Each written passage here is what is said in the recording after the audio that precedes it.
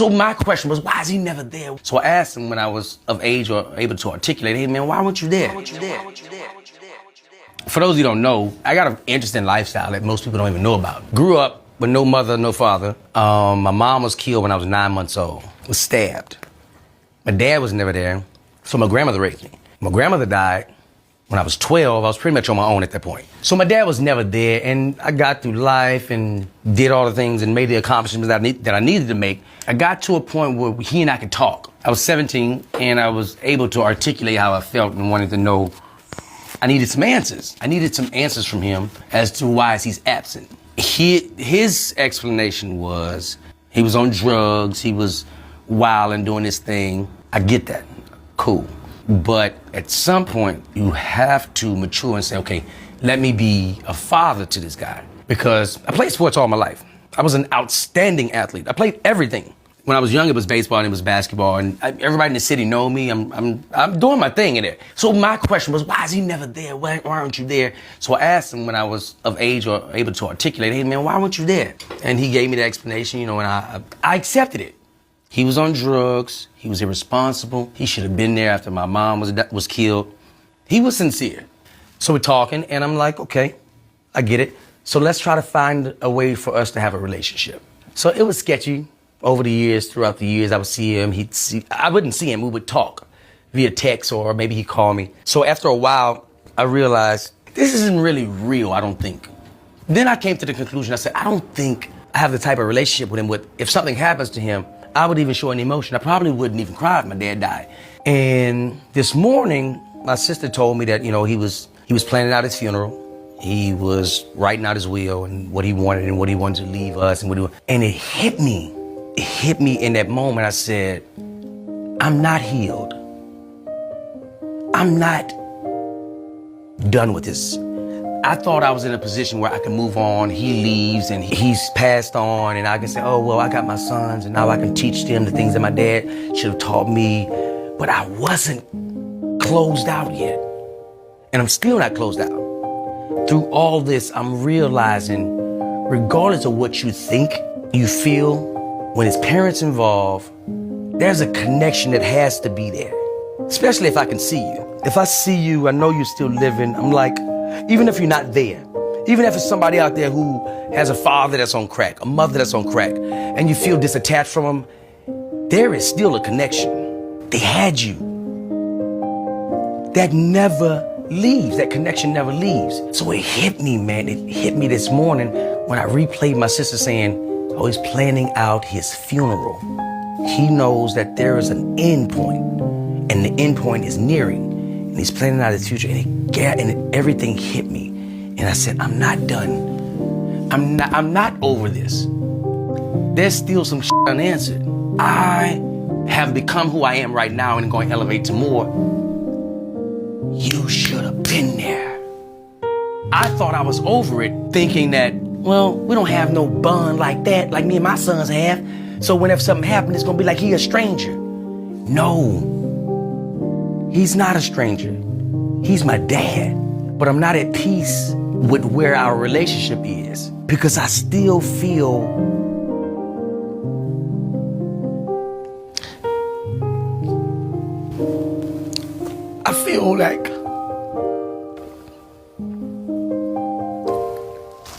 like he still owes Dee Dee an explanation. Because as an adult, I'm still feeling shit that I thought I was over as a kid. Look what I turned out to be. How could you not want to be a part of that? And the fact that I've become all of this without you. You can't give me the excuse with drugs. You can't give me that. I need to know what would make you want to abandon me. And I realize I'm just not at a point where I'm able to release him and let him go without him clarifying for me. Bruh, do you understand, bruh? Listen to me. I joke about it now, But there's a moment that will never leave me. I remember waiting on my dad to come, and he never showed up, bro. He never showed up. And I waited on the steps for him to show up, and he never showed up. And I thought I had released that. But to this day, I still wonder. I remember he was supposed to take me to the Battle of the Bands. He was supposed to come and take me and my sister to the Battle of the Bands. It was a high school thing because the high school in the area I went to was a black high school, and they were renowned for their band. And all the different schools, St. Augustine, all the different schools in Louisiana were coming.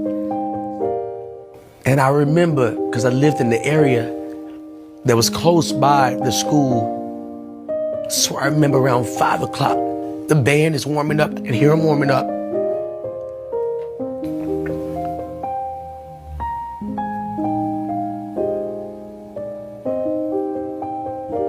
And I went and sat on the steps. And my grandmother said, he's not coming. I don't know why you keep believing in him. He's not coming. And I said, yeah, he's coming. And he never came. And when I look at my sons, I try to be everything that I wanted him to be.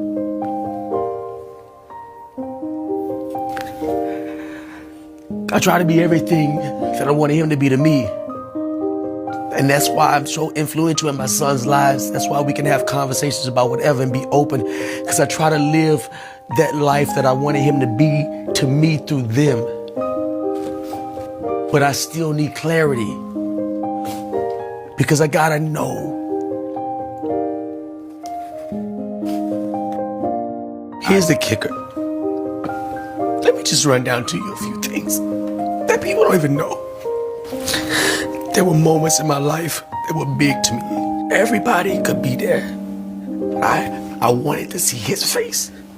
And even if he showed up, and like he showed up at my graduation and was proud and felt honored that I was walking across the stage, I wanted him to feel that. And I know he didn't even contribute to it. But then there was moments where he didn't show. I went to officer candidate school. I was in the military. I only did it as a challenge. I didn't want to fucking do the military.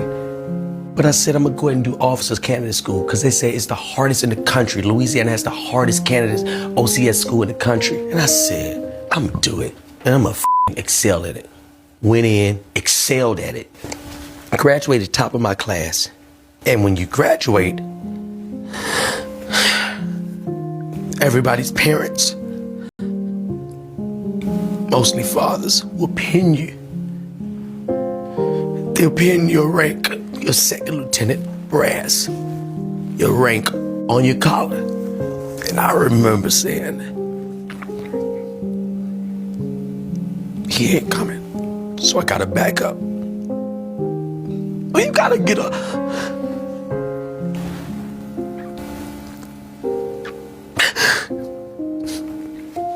Well, you gotta get a backup for the man that provided life for you. Do you know how that makes you feel? I had to get a guy that was a father figure in my neighborhood to pin me, to pin my rank on me. And the whole time he's pinning me, I'm smiling, but I'm hurting. Because the man that I want to pin me is not there. He's not only not pinning me, but he's not there again.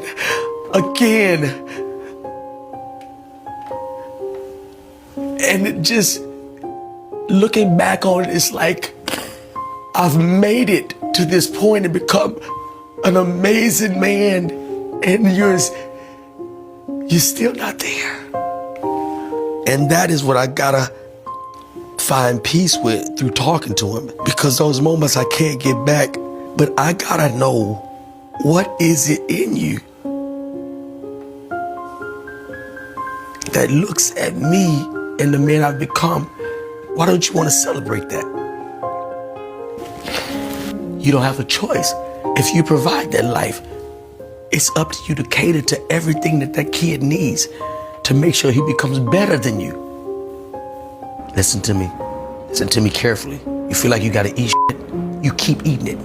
You gotta keep eating it. Because guess what? Later on, I promise you, they'll be my age and they'll look back. And they won't have this grief and this pain that I'm feeling, because I'm now feeling that I'm still hurting because little Didi is still in me. And it's unanswered questions that nobody could answer but him. And I gotta know what makes a man. And for me, you can't put addiction on it. I was addicted. I was a gambleaholic. I've been gambling since I was 8. I'm a risk taker. That's why I'm here. My family said, you crazy. You dropping out of LSU to do what? Because I'm a gambler. I don't expect nobody to see my vision, man. It's not your sight. But when you look at what I've done and you don't want to be a part of it, or you don't make yourself a part of it, or you don't try to give some kind of justification for why you were absent, I can't live with it, bruh. And I gotta get this closure.